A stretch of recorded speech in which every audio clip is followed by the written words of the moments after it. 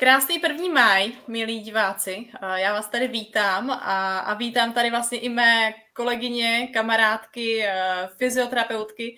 Dneska poprvé a možná trochu netradičně ve 4, ale máme pro vás přichystané speciální vysílání, tak doufám, že si z toho odnesete spoustu nějaké inspirace a věcí a možná informací, které jste doposud netušili.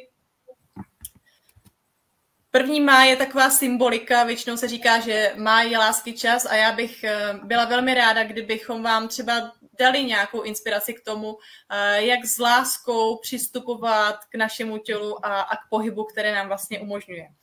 Ale abych dlouho nepovídala, možná ti, kteří se díváte poprvé, tak bychom se vám rádi představili. Moje jméno je Kateřina Klimešová, jsem fyzioterapeutkou, jsem z Ostravy a instruktorkou Nordic Walking jsem od roku 2016, tuším. Jak to máte vy, holky? Co ty, Miri? Já jsem Mirka Chromjaková, vítám vás všechny na 1. máje. Jsem taky fyzioterapeutka, jsem z Havířova a Nordic Walking instruktorka jsem od roku 2019. Tak já jsem Veronika Peterková, jsem z Pardubic Hradce Králové, fyzioterapeutka, instruktorka Nordic Walking jsem už od roku 2010. Udělala jsem si instruktorský kurz rovnou po škole, ale pak jsem to úplně zase tak moc nevykonávala, takže jsem si pak to trošku refreshnula a intenzivně jsem instruktorkou od roku 2018. A ty, Hani? Ahoj. Jsem Hanka Běhalová, působím v Uherském Brodě a okolí, takže jihovýchodní Morava. Jsem také fyzioterapeut a my jsme takzvaně covidový ročník, kdy my jsme měli nejdelší kurz instruktorský kurz Nordic Walkingu, protože covid nám to natáhl na celý rok. A oficiálně jsem teda instruktor asi od roku 2021. Tím, jak tam byl ten covid, tak ty roky trošku splývají. A teda jedeme na plné pecky. Takže to máme docela solidní průřez časový a myslím si, že i ty zkušenosti se od toho tak nějak odvíjejí. A možná se na úvod zeptám úplně, co pro vás bylo vlastně nejtěžší, když jste se začínali učit chůzi s hůlkama? Miri. Já mám začít? No, tak asi jako každý fyzioterapeut, stejně jako ty, Káťo, jsem měla pocit, že to je strašně jednoduché a že přece jako to umíme všichni a obzvlášť fyzioterapeuti nemají žádný problém. Není to tak. Mně dělala největší potíž levá ruka. Analyzovala jsem si to sama pro sebe tak, že v levé ruce povětšinou vodím svého psa na vodítku a ta ruka prostě je strnulá u těla. A ona se mi prostě nechtěla hýbat. Takže to byl jakoby největší můj problém, tu levou ruku jakoby zapojovat, zapažovat, pouštět, protože ta ruka prostě byla strnulá u těla. Vůbec ne, protože jsem levák nebo pravák, ale protože prostě jsem v té ruce levé vodila léta nebo ještě vodím pejska a prostě ta ruka se nehýbala. Tak to pro mě bylo nejhorší. Zapojit tu levou ruku. Já jsem strašně ráda, že to říkáš, protože většinou klienti mají pocit, že my jako instruktorky jsme téměř dokonalé, že prostě nemůže být žádná chyba, že to musíme mít úplně zmáknuté a navíc, když jsme fyzioterapeutky, tak úplně, že to řízení pohybu a celou tu chůzi máme sladěnou, elegantní. Do jisté míry ano, protože tomu rozumíme a učíme to a předáváme to dál, ale i my jsme obyčejní lidé, v podstatě obyčejné ženské a i my se potácíme s nějakými svými pohybovými stereotypy, s nějakými návyky, které si prostě neseme už delší dobu. A promítá se to samozřejmě i do té chůze, takže pokud si někdo myslí, že jsme úplně dokonalí a nemáme žádné chyby, není to tak, ale snažíme se na nich pracovat a vlastně tak, jak pracujeme s klienty, tak pracujeme i sami se sebou. Buď ve své mysli, ve své představě a ve své samotné chůzi, když si zaměříme tu pozornost, anebo když se potkáme, tak jedna s druhou. Co ty, Veru?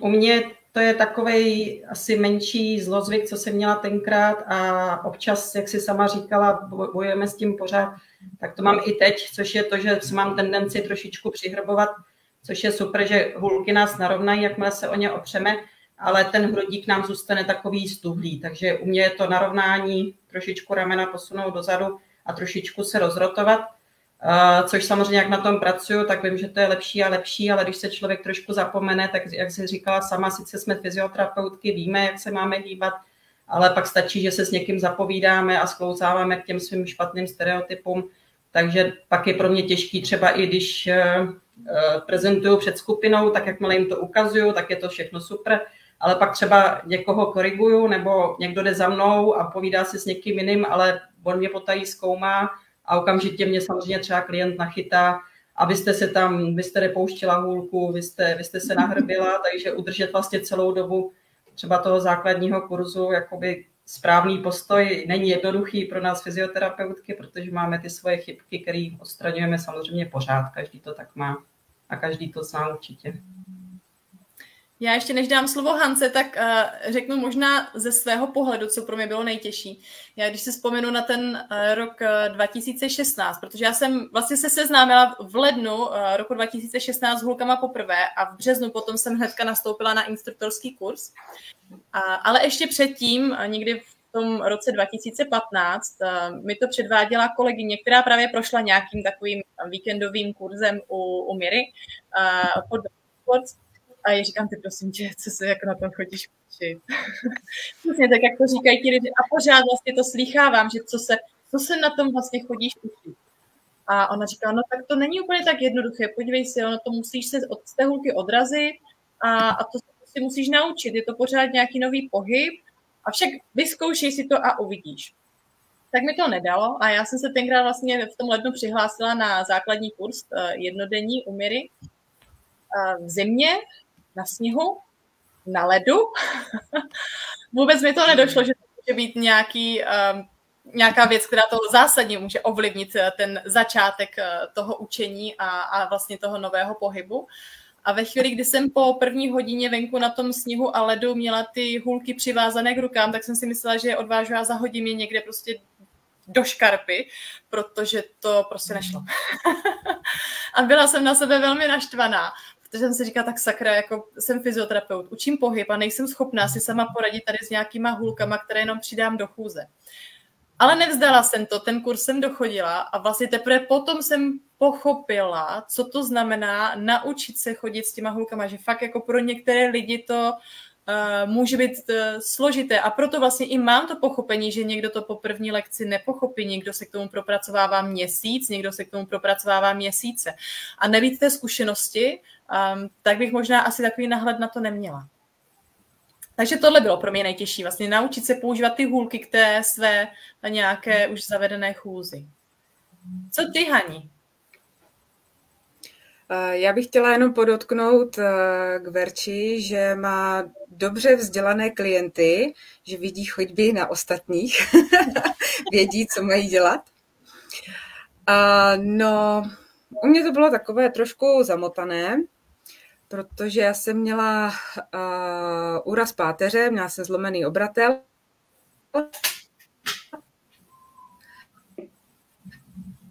Hanka nám trošku zamrzla. A vlastně od té doby, i když třeba jako následky nějaké teda nemám, ale ty fyzioterapeuti mají docela těžkou práci. A moje maminka mi řekla, hele, kup si hole a začni chodit. Jasně, jsem fyzioterapeut, že jo, koupím si hole, začnu chodit. A trápila jsem se hodně dlouho, záda pořád tuhly, záda extrémně bolely, ruce mě bolely, takže pro mě bylo asi nejtěžší přiznat si, že potřebuju někoho, kdo mi to ukáže, kdo mi řekne, jak ty hole mám používat. A už na základním kurzu v Brně si říkám, hele, tak to je fakt dobrá aktivita, takže pojďme do toho dál. Přihlásila jsem se na instruktorský kurz, takže první 3 dny, víkend, celý chodit, hýbat se. A po prvním dnu jsem skoro brečela bolestí, kdy ty záda prostě byly v jednom ohni a teď si říkám, ty, já to do neděle tady nevydržím. A ten první den my jsme se natáčeli na video. Jak chodíme, jak ty hole používáme, kam dáváme ruku, něco. A teď člověk, jak se vidí, tak si najednou říkám, tyjo, já jdu jak robot, jo, že se ty záda držela tak v křeči a vlastně všechno to kmitaly jenom ruce a nohy. A ještě jsme zjistili, že mám jeden krok delší než druhý, takže koordinace vůbec byla úplně rozhozená. A druhý den ráno jsem se začala soustředit na to, aby se mi hýbal ten hrudník. Jo, aby mi to tělo dělalo ten křížový pohyb, pánev šla do protipohybu k hrudníku a opačně. A už na ranní vycházce se děly velké věci. Prostě šli jsme, sluníčko svítilo, bylo krásně. Lusk. Prostě záda teď najednou něco udělala. Opravdu se ozvaly takové 2 rány. Ty blokády povolily a mě se udělalo špatně, udělalo se mi nevolno. Ale šla jsem dál, rozdýchala jsem to, rozhýbala jsem se, pořád jsem se soustředila na to, ať se mi ty ramena točí kolem toho hrudníku. Najednou i ty ruce šly koordinovat mnohem líp. A od té doby mě ty záda nebolí, protože tady ten pohyb té páteře a těch ramenou je vlastně náš automobilizační dáreček, naše chůze přirozená, takže ji pojďme využívat.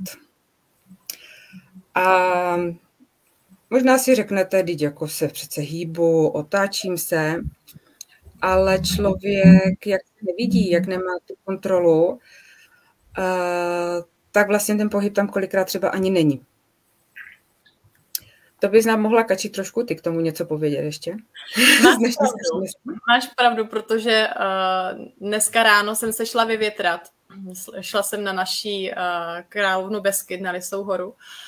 A vlastně tak i si protřídit myšlenky, kde by se dneska ten náš fyziodýchánek mohl ubírat. A zjistila jsem, že i když já teda na Lysou nechodím s hůlkama a to nechodím z toho důvodu, že teď ten terén už je docela kamenitý a nechodí se mi tam s nima úplně dobře, takže já si hůlky beru do takového zvlněného terénu, měkké lesní stezky, ale na tu Lysou chodím bez nich. A právě díky tomu jsem i zjistila, že byť se snažím ty ruce přidávat do té chůze, abych je neměla třeba, jak někoho vidíte, že jde s rukama v bok nebo s rukama za zády. Jsem dneska potkala lidi, kteří šli fakt a měli prostě ruce založené. Nebo obyčejně, když chodíme někde po městě, tak lidi mají ruce v kapsách nebo drží, já nevím, ženské si drží kabelku, aby jim to někdo neukradl. A spousta lidí telefonuje nebo kouká do toho mobilu, tak to je přirozené, že ty ruce se nám nehýbou. Ale když jdeme a ruce jsou volné, tak jsem měla vždycky za to, že ty ruce se do toho protipohybu přidají, do toho kontralaterálního. No a když jsem se na to zaměřila, tak ne. I když ty ruce kmitaly kolem toho těla, tak vlastně ten pohyb v ramenou, ta rotace těch ramen protilehla vůči pánvi, byla docela minimální. A když to srovnám při chůzi s těma hůlkama, tak je to až diametrální rozdíl. A to mě velmi překvapilo. Takže máš pravdu, že ve chvíli, kdy ty jsi tam nějaké blokády měla a to po operaci nebo po zlomeném obratlu, kdy to tělo prostě nějakým způsobem se zastabilizuje a stuhne, aby mělo šanci a prostor se zhojit, tak je přirozené, ale ty blokády mají i lidi, kteří vlastně normálně tu rotabilitu té páteře nemají a nemusí mít zlomený obratel, nemusí mít poraněnou páteř a stejně prostě tam mají segment, který je docela stuhlý a není to otázka jenom 1, 2 obratlů, ale klidně je to prostě celá ta hrudní páteř, která se skládá z 12 obratlů. Takže se potom vlastně ani nedivím, že oni se nemůžou pohnout, když to tam mají prostě zpevněné. Nedej bože, když je to člověk, který má už nějaké onemocnění páteře, jako třeba, ježiš, teď mi pomozte, teď mi to vypadlo. Nějaká jakože lehká skolióza. Bechtěrava nebo skoliózu. Tyhle ty onemocnění, kdy vlastně u toho bechtěrava srůstají ty obratle k sobě, tak tam, jako pokud ten člověk se nebude hýbat a nebude záměrně udržovat tu rotaci, tak dřív nebo později mu z té páteře stejně se skončí jedna bambusová tyč. Jo. Já třeba teď cíleně se opravdu těm rotacím hodně věnuju a cvičím s dřevěnou holí. Možná někteří znáte, je to styl vlastně skoro bojového umění, jmenuje se to flankírovka. A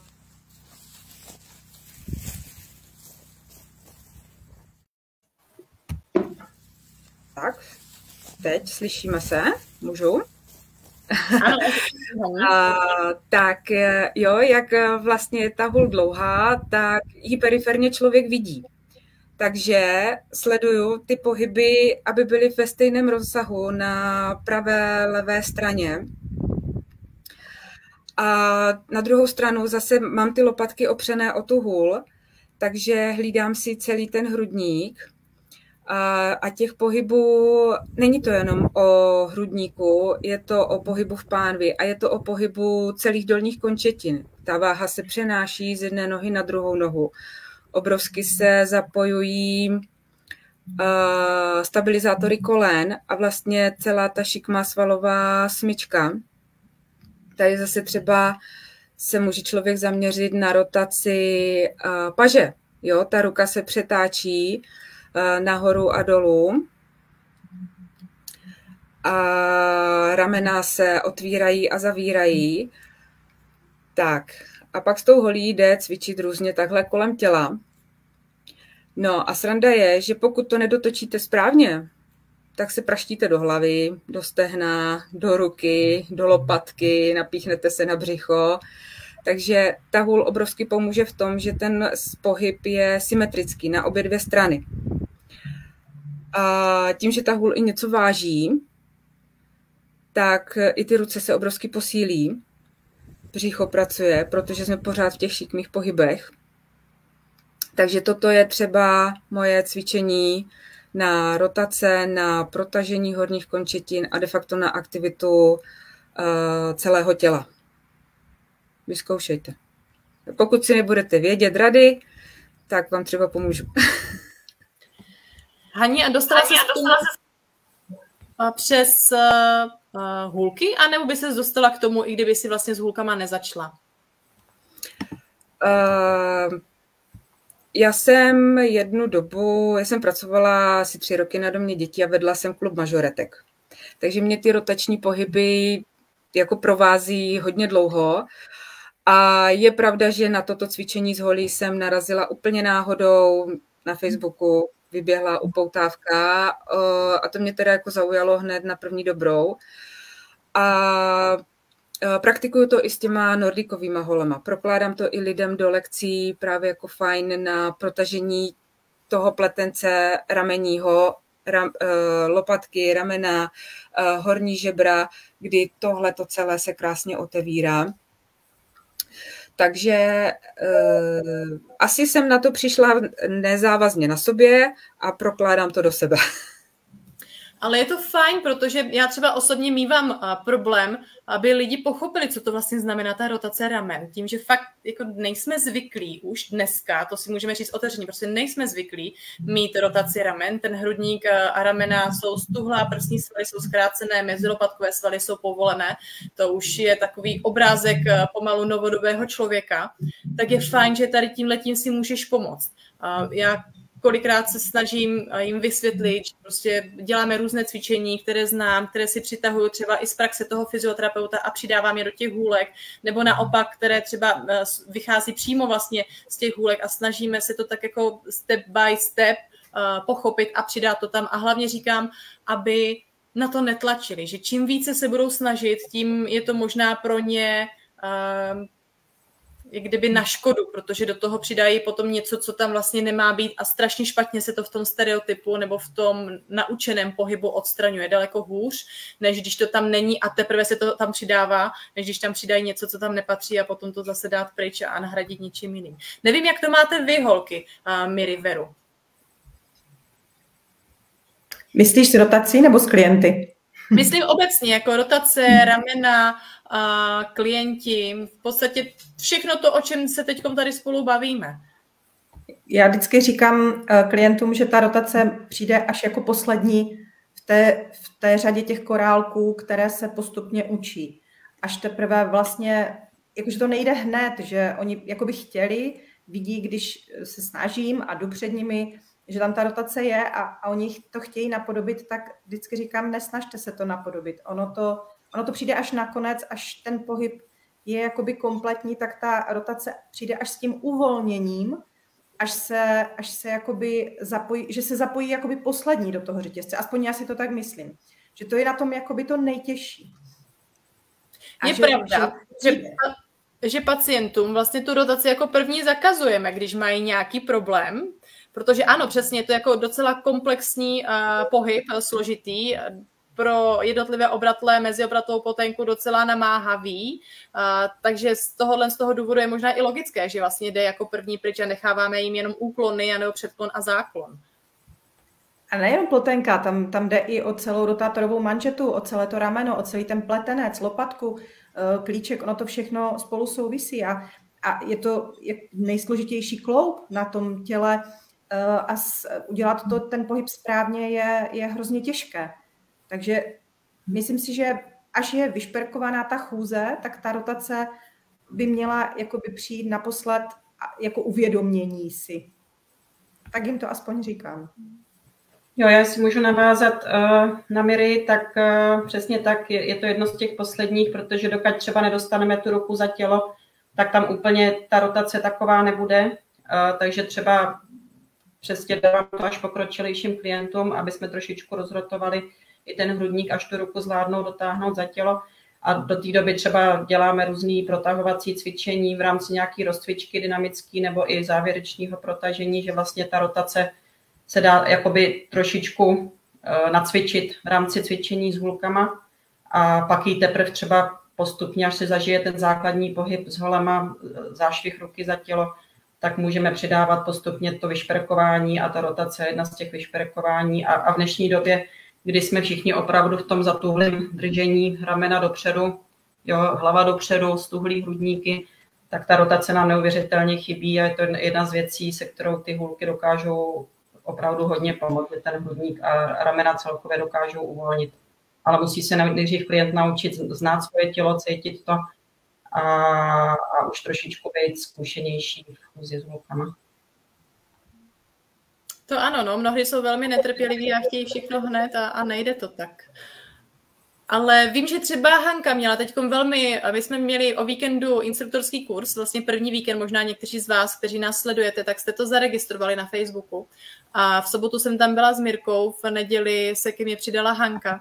A tam měla takový dobrý point v tom, že si všimla, že třeba když jde člověk opravdu na sílu, tak ani u těch instruktorů budoucích to není dobré a není to vlastně prospěšné. Hani, řekni nám k tomu něco blíž. Teď nevím úplně přesně, co myslíš. Jestli jako... No, myslela jsem s tou rukou, jak si všimla, že vlastně zbytečně vehementně zapichují tu hůl do toho terénu, křičovití, vlastně se snaží dělat tu techniku na 120%. Možná i víc, no. Šlo o to, že vlastně zápich tou holí dělali obrovsky razantně. A vlastně já jsem byla až v neděli, takže oni už 2 dny nějakým způsobem fungovali. A když jsem se ráno ptala, jak se mají, tak polovička z nich bolesti ramen, nějaká napětí v trapézi, krční. Jo, byly tam i nějaké komplikace, byla jedna na nějakém zákroku zubařském, takže tam to měla ještě složitější. Ale vlastně my jsme ráno vyšli na úvodní takovou vycházku, kdy já jsem se tak jako dívala, jak se hýbou a přišlo mě, že jdou teda obrovsky silově, strašlivě moc. Takže jsem se snažila tak jako rozvolnit, ať tu ruku povolí, ať ten zápich je klidně jako na poloviční sílu, ať ty ruce jsou takové plandavé, komíhají se jako kývadlo kolem těla. A už kolem oběda mě 2 řekly, hele, jako dobrý, to tady trošku tak jako povolilo, jo? Že prostě ty ramena najednou spadly, takže někdy je méně více, protože jak do toho šli tak obrovsky silově, tak spoustu věcí z toho pohybu vlastně zmizelo. A přišlo tam to přetížení tady v těch horních partiích, které prostě máme přetížené už z toho běžného života. Takže opravdu nemůžeme chtít všechno honem a hned. Ono by se to, kdyby chodili doma, tak ono se to možná vlastně ani neprojeví, protože doma se projdeš, já nevím, na 2 hodinky. Ale tím, že to bylo tak intenzivní, 3 dny v kuse. Tak... Přesně tak, tím, že vlastně na tom instruktoráku se chodí pátek, sobota, neděle, fakt skoro celé dny, tak ono se to v tom čase nazbírá a najednou se přijde na něco, kde oni můžou ubrat. A i pro mě to byl docela dobrý impuls, že se opravdu na to zaměřit a více ještě přidat takové té volnosti a ladnosti toho pohybu, byť to tím klientům říkám, tak možná ještě si to více pohlídat, aby opravdu oni potom sami s takovou tou vervou, když jsou natěšení do toho pohybu, to možná známe my a znají to vlastně i lidé, kteří se koukají, že když prostě objevíte něco wow nového, tak do toho jdete vší silou a ono to vlastně nemusí být úplně až tak dobře. Vlastně i ty, Veru, si mi říkala, že jsi teďko měla klienta, který neměl úplně dobrou techniku a že vlastně z hůlek se ti převrátil na lehátko pracovní a potom ho budeš zpátky transformovat na hůlky. Ono to bylo obráceně, on přišel přímo na fyzioterapii a se zablokovaným krkem a který jsme dali dokupy a jak jsme se o tom bavili, jak to vzniklo, tak vlastně se přiznal, že ho hrozně baví chození s hůlkama, ale je samouk. A že to teda začalo potom chození s hůlkama, takže to teda asi nedělá úplně dobře. Takže jsme se samozřejmě potom, co jsme odstranili blokády a bolest, tak jsme se domluvili na individuální lekci, protože zase kdo je na tom špatně s technikou nebo třeba zdravotně není si jistý, tak je třeba individuální lekce lepší než skupinová lekce, protože se můžeme věnovat opravdu jenom tomu klientovi a vychytat opravdu ty chybičky. A samozřejmě měl takovýto typický ruce jenom vepředu, jo, hlava dopředu, to bylo vidět už z toho normálního pohybu, kdy vlastně hlava šla dopředu, ale v té chůzi se to ještě jakoby zvýraznilo, jak prostě chodil, tak ten krk tam pěkně pracoval. Takže tam jsme opravdu pracovali na tom, jednak aby se zvládnul správně opřít o hole, narovnal se, ramena posadil do zádu, jo, hlídal si trošičku hlavu, nekoukal pod sebe, ale koukal před sebe. Jo, vlastně, aby vnímal, jak ta hlava vůbec na těch ramenou sedí. Jo, protože tam už opravdu z klasického pohybu asi během celého dne ta hlava šla hodně dopředu a při těch hůlkách se to prostě ještě zvýraznilo. A jak ty ruce nepoužíval, tak on si ty hůlky jenom nosil a držel to samozřejmě i těma trapézama, takže ten vršek dostal ještě víc zabrat. Jo, takže opravdu není to tak jednoduchý, vezmu ruce do hole a jdu, ale můžou nám vlastně zdůraznit i ty naše neplechy, co na tom těle máme a někde způsobit nějaké přetížení, nějakou blokádku, což nás může zbytečně stopnout z té chůze nebo odradit od té chůze, že nás bolí krk, že nás bolí ruce, ale vlastně je to jenom tím, že nechodíme správně a nevíme, co při té chůzi máme dělat, proto je dobrý to školení s instruktorem. A pokud je to instruktor, který je šikovný, umí to vysledovat, ty chybičky na tom klientovi správně odpravit, tak se to dá velmi rychle. Ne, u někoho to jde pomalejc, ale dobře vyladit ta chůze tak, aby žádný přetížení nevzniklo. No je pravda, že lidé se ještě pořád zvykají na to, že jako proč by si vlastně měli brát toho instruktora na to, aby se naučili chodit s hůlkama, že jo? Ale na druhou stranu dneska už je naprosto běžné, že lidé v posilovně si berou instruktora na to, aby se naučili zvedat činku. Tak jako do prčic.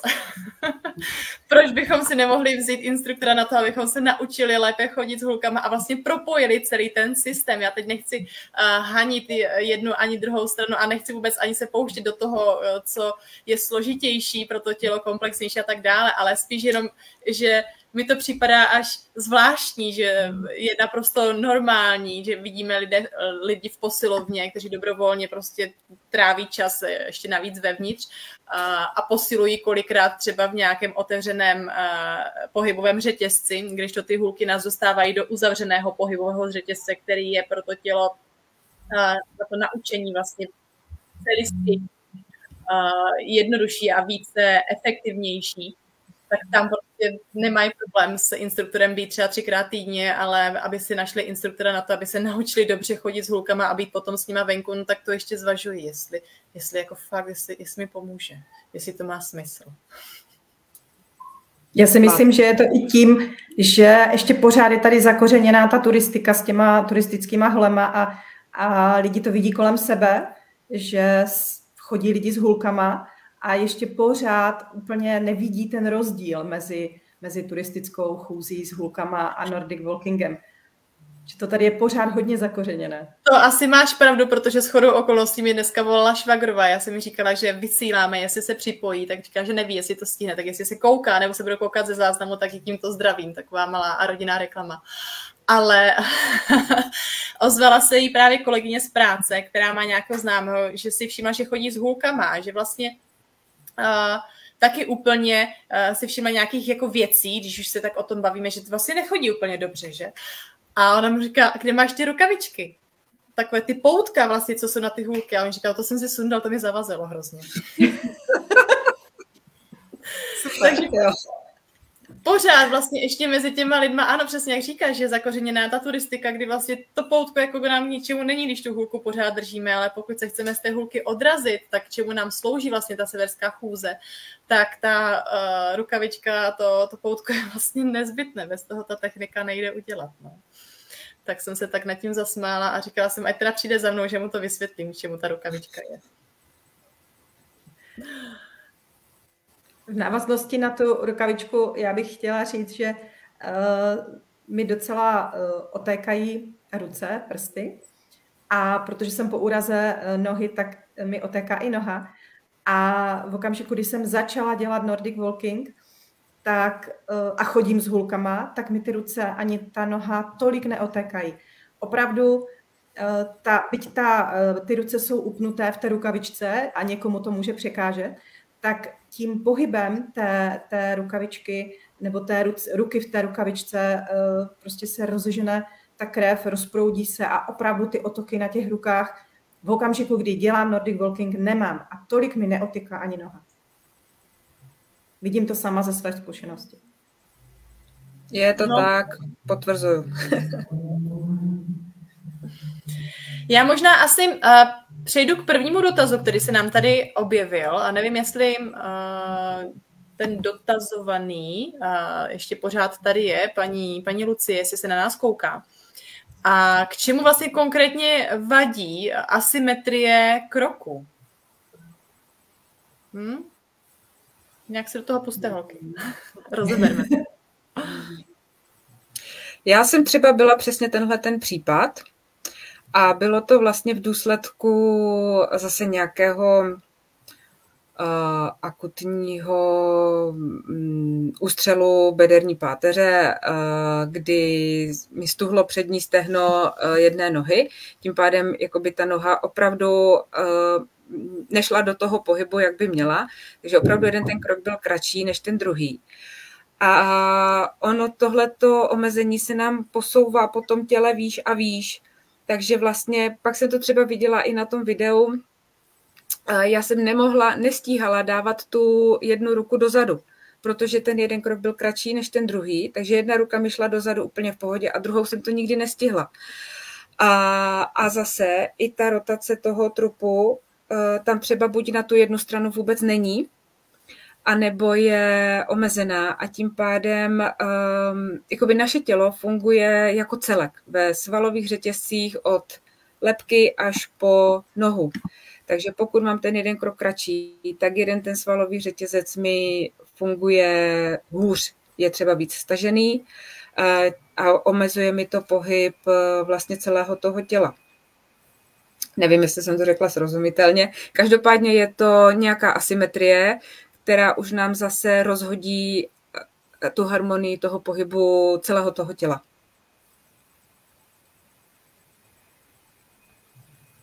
Já si můžu navázat, říct to vlastně to samé, ale trošičku třeba zase jiným způsobem. Když vlastně uděláme krok, tak nám na to navazuje pánev. Takže při jednom kroku ta pánev následuje ty nohy. Začne se trošičku jakoby rotovat. Jo, a jakmile ten jeden krok je kratší, tak na tu jednu stranu vlastně ta pánev rotuje menším rozsahu než na tu druhou stranu. Na tu pánev navazuje bederní páteř, která zase na tu jednu stranu rotuje méně než na druhou, na to navazuje hrudní páteř s ramenama.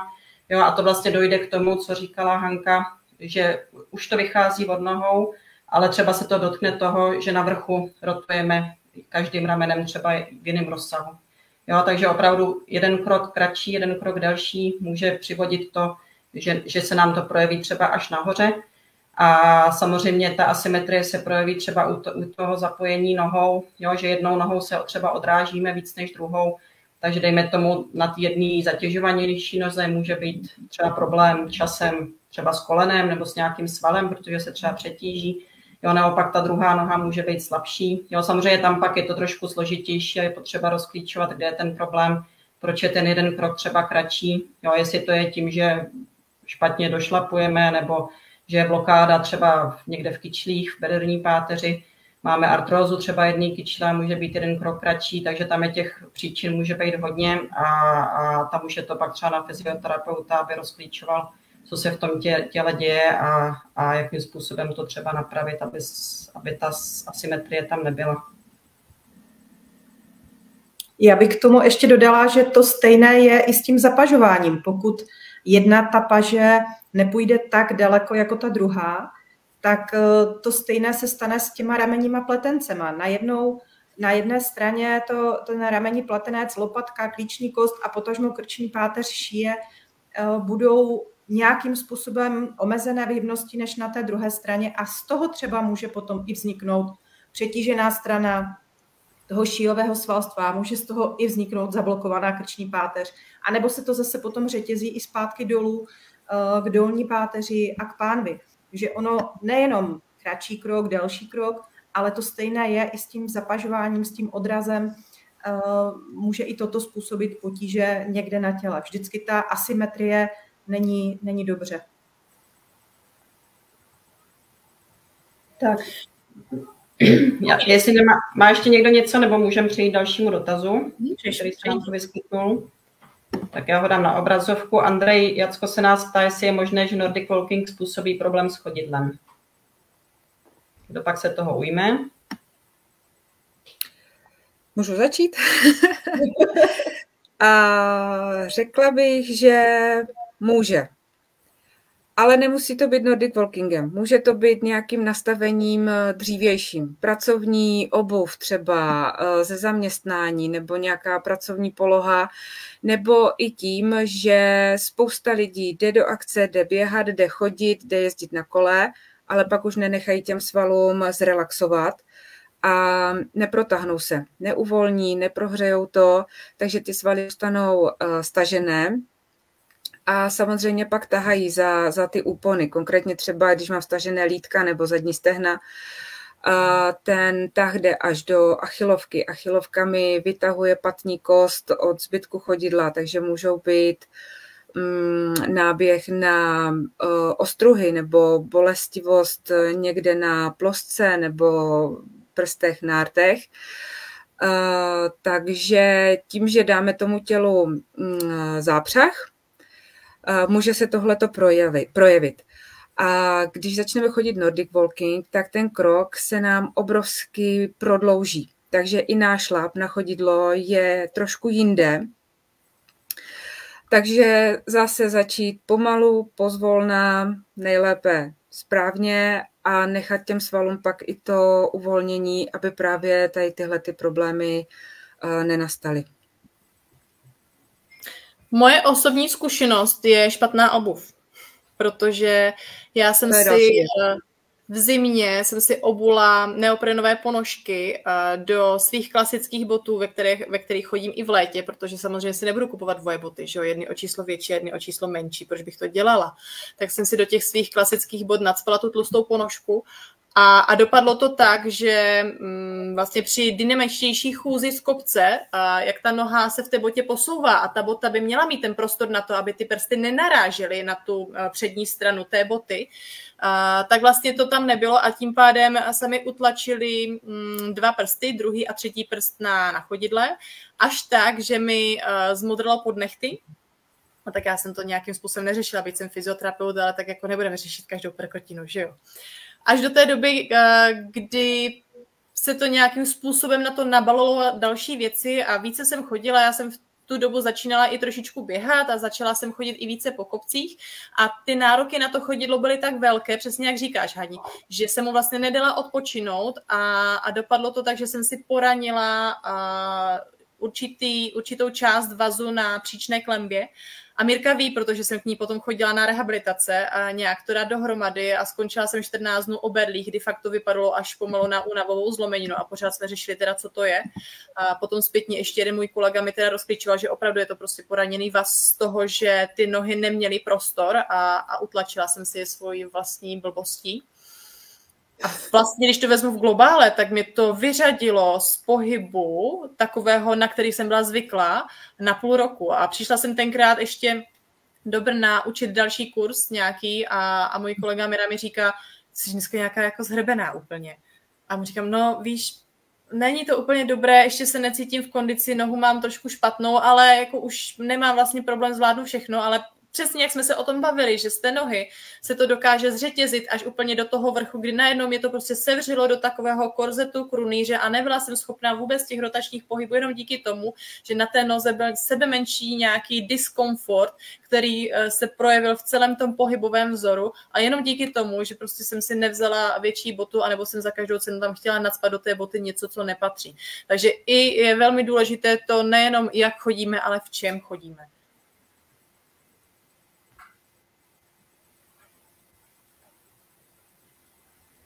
Je pravda, že ta noha potřebuje mít prostor v té botě a i tvar té boty je obrovsky důležitý, protože v momentě, kdy mi špička boty vtlačí palec dovnitř, tak vlastně si ten palec úplně vyřadíme z funkce. Takže odraz z té nohy je de facto slabý. A nahrazujeme to potom svaly zase jakoby na té dolní končetině, které jsou výš a výš. Takže zase dojde k nějakému přetížení. Ten palec by měl v té botě být vlastně rovně, aby se odrazil jako poslední a dal té noze švih. Takže opravdu je důležité i to, v čem chodíte, jaký tvar má ta bota a jak silnou má podešev, aby ta bota byla dostatečně pružná. A další věc je, že potkávám spoustu lidí v pohorkách, kdy máte svázaný kotník a tím pádem obrovsky zase ta noha je přetěžovaná tím, že ten kotník se vlastně nemůže napřímit a nemůže ohnout. Takže i boty je velikánská důležitá otázka. To jsem chtěla říct zrovna i já s těma pohorkama, že lidi si myslí, že na hory patří pohorky a chodí v pohorkách prostě dlouhé túry.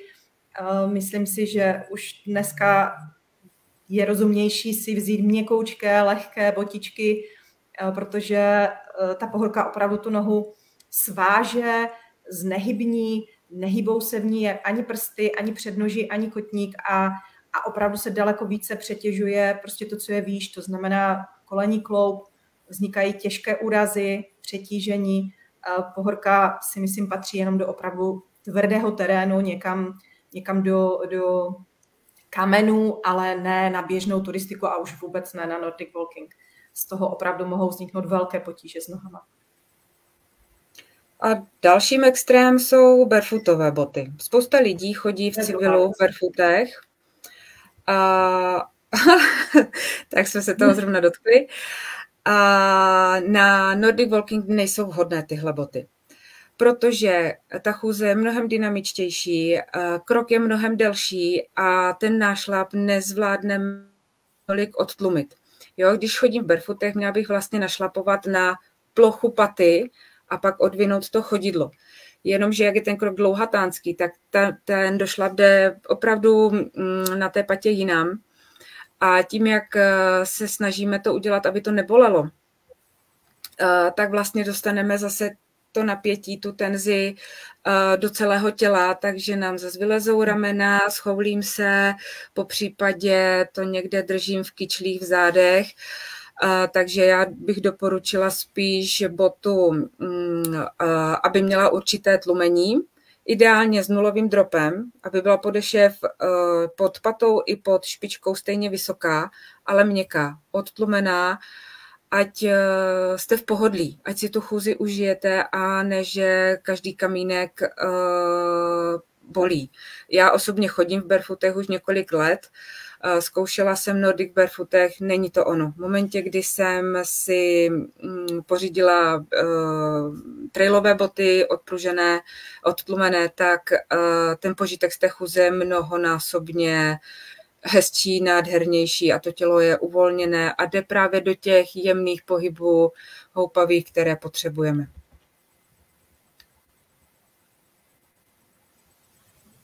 To si mě docela překvapila, Hani, protože já říkám lidem, že pokud jdou po měkké lesní stezce někde, fakt jako, kde to je třeba, nevím, zasypané jehličím, nebo fakt takové ty lesní, kde cítíš, že to prostě nějakým způsobem pruží, že to není tvrdý náraz, tak jim říkám, že klidně v těch jako barefootech za mě, pokud v tom umí chodit, ano, pokud prostě si změní trošičku styl té chůze, tak v tom nevidím až tak velký problém, tak tohle je k zamyšlení pro mě, abych se na to podívala i z druhé stránky, ale rozhodně nejsem úplně zastácem prostě chodit v barefootech po moderní civilizaci, po chodnících, po městě, protože přesně jak říkáš, je to tvrdé a dřív nebo později to kolena odnesou.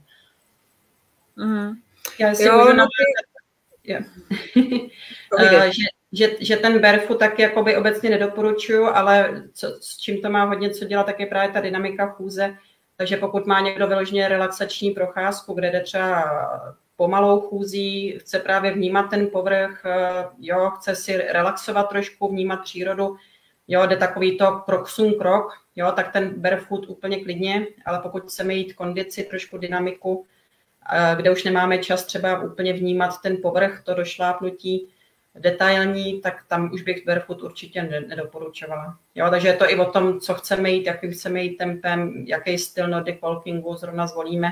Jo, tak v určitý chvíli ty barefooty třeba jo, na určitý povrch, ale spíš bych se přikláněla k tomu, že barefoot ne. Nevím, jestli ještě k tomu něco dodá, nebo tady máme trošku navazující dotaz ohledně bot. Jestli to ještě rozvedeme. No jenom, že těch stezek s tím jehličím měkoučkým je prostě málo. Kolem města je málo, jo, a ne každý má prostě možnost tam si jít hnedka pod Lisou, že jo.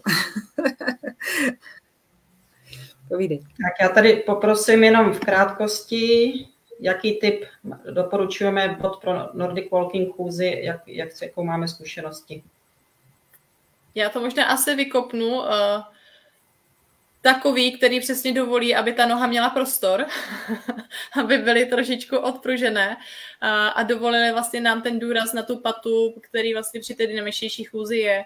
Nedá se říct, že tato značka je prostě ideální, někomu sedí a někomu nesedí. Těch značek je milion, ale opravdu se zaměřte na to, z mého pohledu, že když si vytáhnete tu stélku, tu vnitřní část té boty a měla být vytáhnout, protože takhle se aspoň zkouší boty u malých dětí a já si myslím, že by to měli zkoušet i dospělí, protože když tu botu obujete, tak vůbec netušíte, jak ta noha se v té botě chová. Takže vytáhnout tu stélku, na tu stélku si šlápnout, zatížit tu nohu plnou váhou, postavit si na tu jednu nohu, abyste viděli, jestli ta noha přes tu stélku přetéká, anebo nepřetéká. Jestli nepřetéká, tak je to v pořádku a ta bota je dostatečně široká, protože je velmi důležité si uvědomit to, že když já vlastně se na tu nohu postavím, tak ta klemba, která tam je podélná a příčná, jsou tam dvě ty klemby, tak oni se malinko jak kdyby oploští, ta noha se trošičku rozlije a to je v pořádku. Neznamená to, že máme ploché nohy. Ploché nohy jsou něco úplně jiného.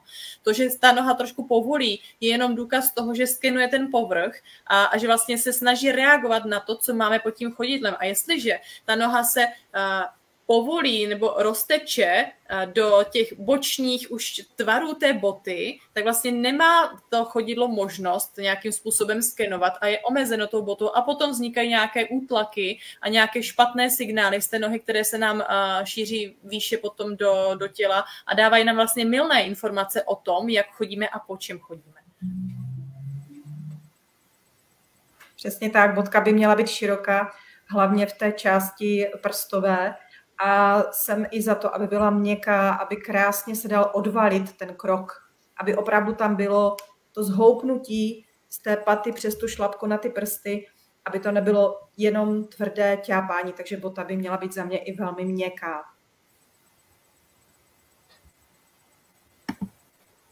Já nevím, jestli za mě teda moje osobní zkušenost, tak jak jsi říkala ty, Hani, trailové boty, jakékoliv značky, nechci úplně prostě říkat, že tato je top, tak ty mě osobně aspoň fungují nejlépe, ale samozřejmě každý jsme různí, každý prostě máme jinak tvarované to chodidlo, jinak už opotřebované klouby, koleníky, čelní, takže spíše se zaměřit na ty věci, o kterých jsme se bavili, které jsou opravdu důležité, aby měly prsty prostor jak ze strany, tak vepředu, aby ta bota byla měkká, pevně držela na té noze a měla vlastně volný kotník.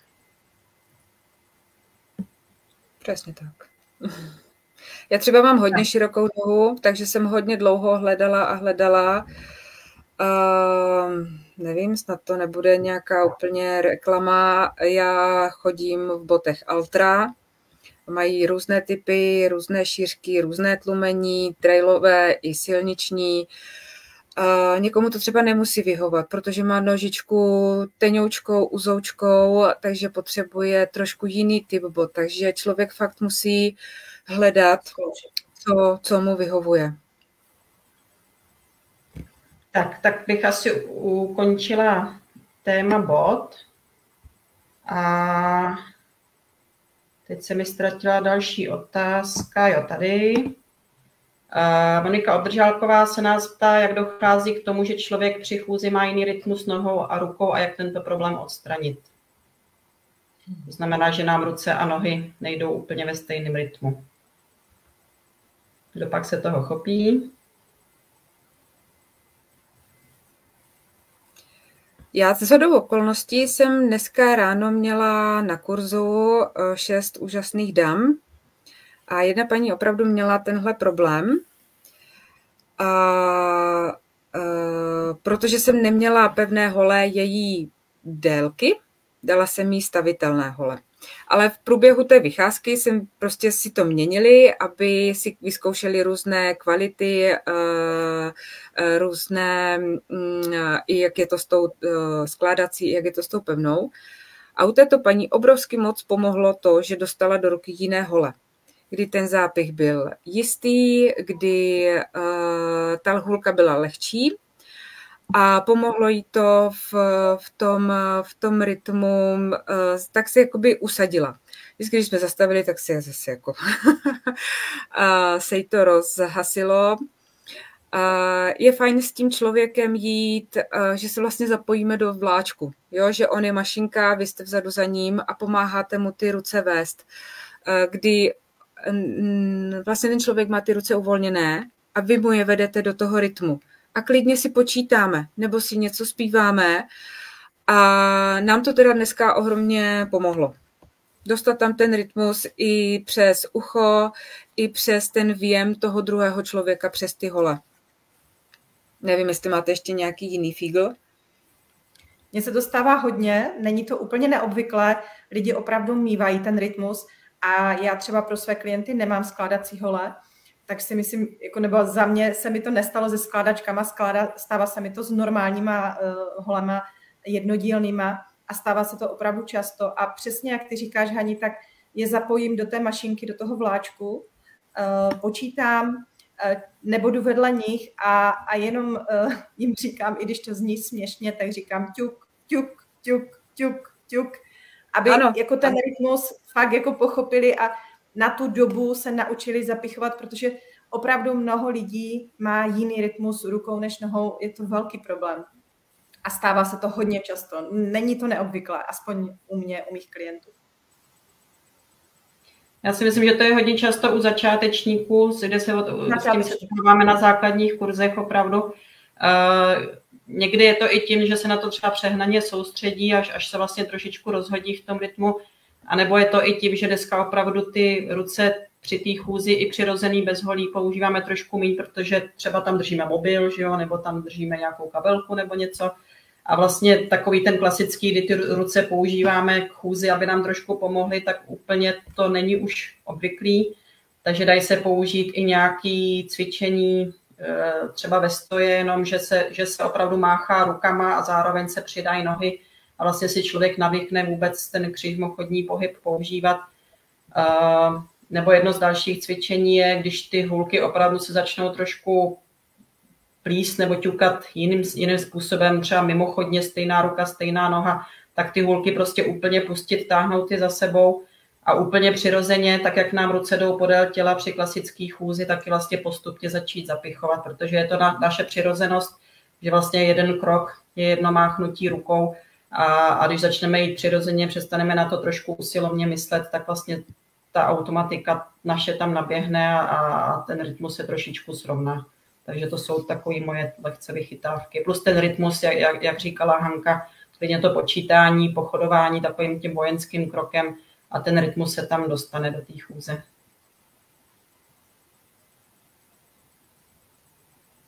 Tak, ještě někdo něco? Potvrdit a podepsat se pod to. Co tam máme dál, Veru? Kolik tam ještě vlastně máme? Asi už dotazy další žádný nevidím, nebo jestli někdo máte dotaz, tak nám ještě napište, protože už se blížíme k hodině, kterou máme na to vysílání, takže dáme možnost, jestli někdo nějaký poslední dotaz. Jsme se nějak Já teda možná, než někdo něco napíše, jestli ještě se chce někdo na něco zeptat, protože tohle je opravdu jedinečná příležitost, tak bych doplnila, že z mé zkušenosti rozhazuje rytmus rukou a nohou i to, když ta jedna ruka je slabší.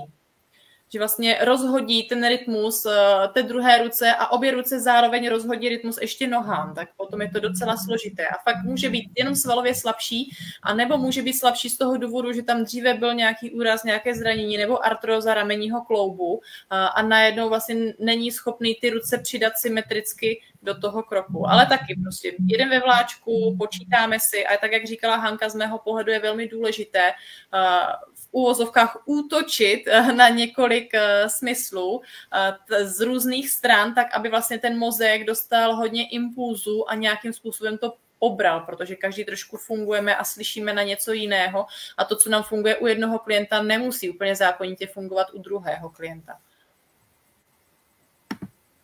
Tak, chystá nám tady poslední dotaz. Na jakou délku si upravit hole nebo jak si rozhodnout délku hole při koupi? Jeden ze základních dotazů. Tak, Miri třeba. Zajděte si za instruktorem, který vám nechá vyzkoušet různé délky holí, protože vzoreček, který máme, je velmi, velmi orientační. Každý z nás má trošku jinou délku končetin, horních i dolních. Každý z nás má trošku jinou kondici, jinou délku kroku. Chodíme trošku jinak a opravdu se nedá přesně říct, že tato výška je úplně přesně pro vás. Takže ideál opravdu si najít instruktora a vyzkoušet si výšky různé a rozhodnout se teprve potom. A dobrý instruktor umí tu délku upravit i na centimetry, nejenom na těch 5 klasických, tak jak se to prodává. Takže za mě určitě instruktor a vyzkoušet. To máš pravdu, ono jako ten vzoreček je docela složitý. Promiň, Hani, pustím tě hnedka. Ale i když třeba se říká, že by ruce měly být v pravém úhlu, nebo ten úhel by měl být trošičku otevřenější než pravý, to znamená 90 a více stupňů, tak přesně jak ty říkáš, v tom pohybu se to může projevovat úplně jinak. Ten člověk může být více vyprotahovaný, více dynamičtější a najednou vlastně zjistíme, že může mít hole naopak o něco málo vyšší, anebo třeba nemá úplně to tělo tak připravené na ten pohyb a byly by vhodnější pro něho hole o něco málo nižší. Ale to přesně uvidí až zkušené oko fyzioterapeuta nebo instruktora Nordic Walking, který dokáže konkrétně říct a poradit. Já jsem chtěla jenom dodat, že pokud vybírám hole, tak je potřeba se do té rukavičky opravdu obléct a tu ruku spustit do toho poutka. Protože pokud si ty hůlky jenom chytnu na tom madlu, tak ta ruka je vlastně více, než když se do ní obleču. Takže vyzkoušet opravdu se vším všudy. A jenom mě ještě zase napadla historka z nějakého jiného kurzu, kdy přišla paní, dali jsme hole, nevím, 110, myslím, super, výborně, ideální délka, odchodili jsme lekci a najednou na konci té lekce se dívám, že jsou jí ty hole krátké, že se prostě, jakoby, aby se odrazila, tak najednou se prostě musí jakoby zhrbit, tak nějak zvláštně.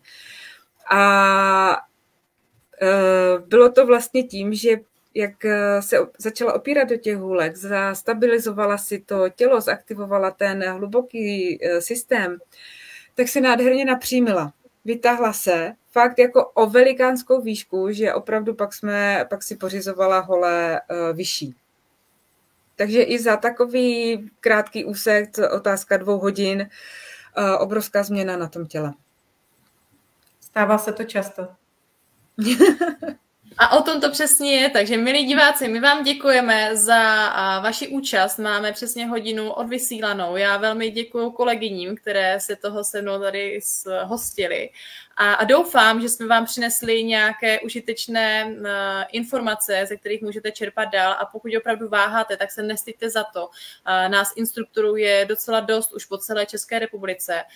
Buď v síti Nordic Walking Point najděte si toho, který je vám nejblíž, anebo vlastně z jakékoliv jiné sítě, kterého najdete, který vám bude sedět. Důležité je, aby vám pomohlo rychle a efektivně si s tou technikou poradit, tak aby vás to bavilo a aby to pro vás bylo nějakým přínosem. Zdravíme vás a těšíme se na nové klienty. Mějte krásný večer a hezký 1. máj.